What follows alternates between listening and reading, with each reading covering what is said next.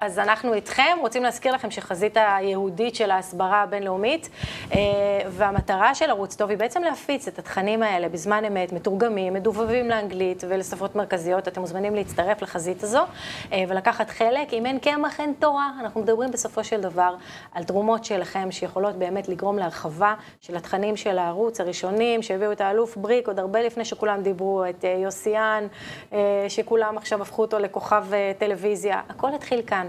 בערוץ טוב. חמאס לא הוא האויב, אלא עזה הוא האויב.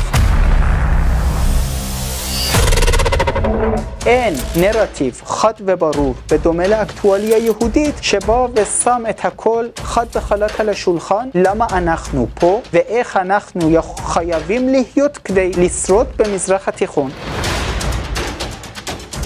ארורי היא המערביזציה שמנתק את האומה היהודית מניתוח בריא. אני אישי מוכן לתרום כמה שאני יכול. תודה רבה לך. מאחל לכם ניצחון וביטחון.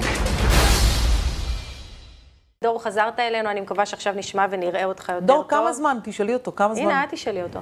כמה זמן לא היית בקשר עם המשפחה שלך, עם אמא, עם אבא, עם העולם הגרעיני שלך?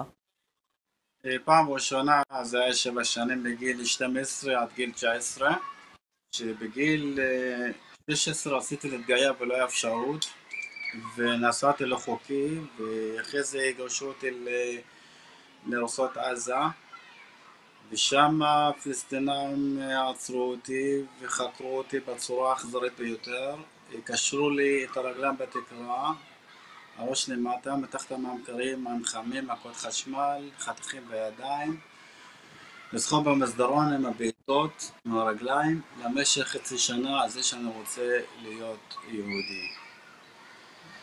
ואחרי חצי שנה שלא הודיתי, אם הייתי מודה כבר היה חותכים לי את הראש, לקחו אותי למשפחה בח'אן יונס, למעצר בית לחודש.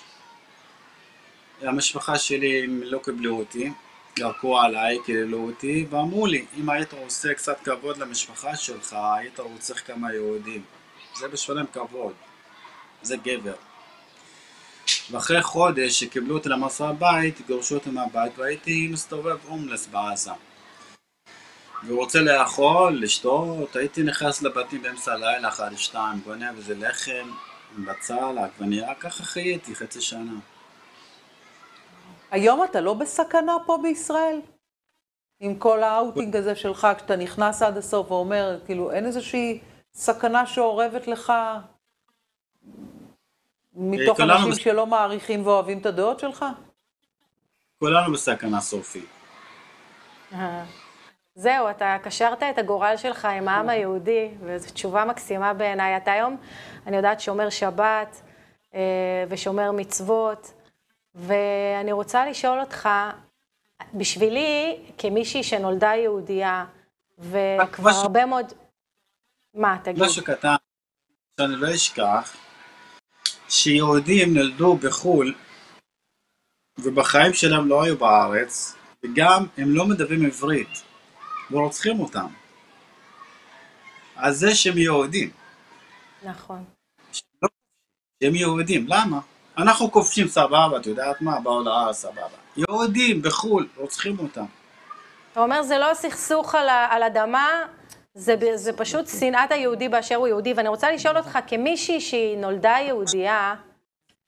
תזכור משהו, זה מלחמת דת. מלחמת דת. טוב לראש, שאומרים, אללהו אכבר, לא אלא לא מוחמד רסול אללה, שתבינו מה זה המשפט אומר. אז אני רוצה לשאול אותך בדיוק בעניין הזה, דור. אנחנו שנה שלמה של מלחמת היהודים פה. מתכסחים, ימין, שמאל, חרדים, חילונים. אני מקבלת המון כוח מלשמוע אותך כמישהו שבחר בדרך הזו, ובחר ללכת בה. אני נולדתי אליה. ומעניינת אותי הפרספקטיבה שלך על איך שאתה תופס את הקונפליקט בין חילונים לדתיים, בין ימנים ושמאלנים, כמישהו שמסתכל על זה מהצד ואומר, אני בחרתי להיות חלק ממכם, מכל מה שאתם עוברים. מה אתה יכול להגיד לנו על הדבר הזה כמי שבחר בו? מה שאני אמרתי ותמיד אני אומר, זה לא משנה, אשכנזי, ספרדי, אם אני שמאל, תשכחו דבר אחר. סך הכל אנחנו יהודים, זה מה שמחבר בינינו. יהודים, יש לנו דם של יהודים. ומה שקרה 9 חודשים של מה שקרה בממשלה ומה שקרה בהפגנות וכן לעשות את החוק וכל לא, זה נורא, כואב לי נורא. נהייתה שם שנאה, ושנאה זה לא טובה. ומה שאני אומר, מאיש מאמין, שיש שנאה, נמצא. אמרתי, זה איפה שיש שנאה, אולי הם לא. ואנחנו נשלם על זה ביוקר. בואו נקווה שלא נשלם על זה ביוקר. אני חייבת להגיד שאני שמחה שאתה חלק מהעם שלנו. אתה יודע שלפי הדת היהודית כנראה גם תמיד היית, ואיפשהו בדרך זה הסתבך והלכת, ורק היית צריך לחזור. כי בדרך כלל גר, אומרים גר שמתגייר, זאת אומרת, הנשמה רצתה לחזור הביתה למקור שורשה וחוצבה, וחזרה אל יהדותה. זאת אומרת שכנראה תמיד היית שייך לעם הזה, ואני מודה לך על השליחות החשובה שלך לעם ישראל, על המסר החזק והחשוב שאתה מעביר והקול שאתה משמיע, ואני מקווה שיבואו ימים טובים עלינו, על עם ישראל. אמן. דור שחר, שיהיה פה שחר חדש לדור שגמר להילחם מבית ונלחם באויבים מבחוץ. תודה שהיית איתנו. אנחנו צריכים להוות מגדלור מוסרי לעולם. היום מדינת ישראל נקלעה לסיטואציה שבה מצפים ממך להיות זה שיסביר לעולם כיצד נלחמים ברוע. כי זה לא סתם רוע, זה רוע שונה מכל הרועאים שראינו עד עכשיו. עד עכשיו רוע היה או ברברי או מאורגן, אבל גם ברברי וגם מאורגן כאחד זה דבר שמאז הנאצים לא ראינו.